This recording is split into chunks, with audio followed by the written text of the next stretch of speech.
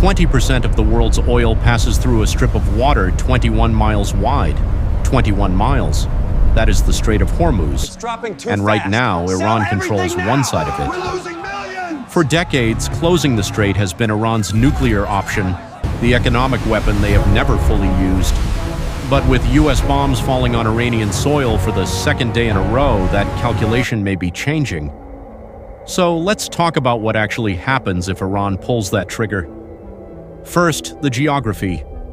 The Strait of Hormuz sits between Iran to the north and Oman to the south. It is the only maritime exit from the Persian Gulf. Every oil tanker leaving Saudi Arabia, Kuwait, Iraq, the UAE, and Qatar has to pass through it. There is no pipeline alternative that can replace that volume. There is no detour. On a normal day, roughly 17 million barrels of oil move through the strait. That is about 1 in every 5 barrels consumed on the entire planet. Iran does not need to sink a single ship to cause a crisis. They just need to make the insurance companies nervous. Here is what the mainstream media is not telling you. The real weapon is not a missile. It is Lloyd's of London. If Iran begins mining the strait, or even credibly threatens to, maritime insurers will suspend coverage for tankers transiting the area. Without insurance, no commercial shipping company will send a vessel through. The oil stops flowing not because Iran sank anything, but because no captain will risk an uninsured hull in a minefield. This happened in 1987. Iran mined the strait during the tanker war. The United States Navy had to escort commercial vessels through in a military operation called Operation Earnest Will. 11 US sailors died. The global economy held its breath for 18 months. That was when global oil consumption was roughly half of what it is today. The United States Navy would respond, that is not in question. The Fifth Fleet is based in Bahrain. The USS Abraham Lincoln Carrier Strike Group is currently in the region. The US has minesweepers, destroyers, and the ability to escort commercial traffic through the strait under military protection. But here is the problem. Military escorts take time to organize. In the gap between Iran mining the strait and the US Navy establishing safe passage, oil markets would go into freefall.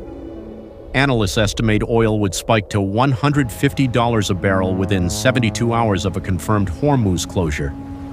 Some models put it higher. At $150 oil, gas prices in the United States would hit $7 to $8 a gallon within 2 weeks.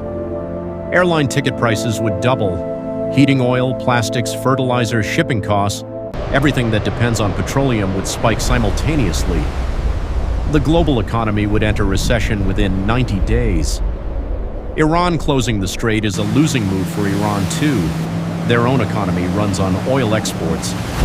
Closing the strait means closing their own economic lifeline. It is mutually assured economic destruction, which is exactly why it is so dangerous. When a country is already under maximum sanctions, already being bombed, and already has nothing left to lose, the logic of mutually assured destruction stops being a deterrent. It becomes an option. That is the calculation Tehran is making right now. Watch the insurance markets, watch the tanker traffic data. Watch whether the US Navy begins escorting commercial vessels. Those are the real signals. Not the press conferences, not the tweets, not the breaking news chyrons. The Strait of Hormuz is the most important 21 miles of water on the planet, and right now it is in play. If you want the story behind the story, not the version they hand you at 6 p.m., this is where you find it. Dark Signal. Like and subscribe.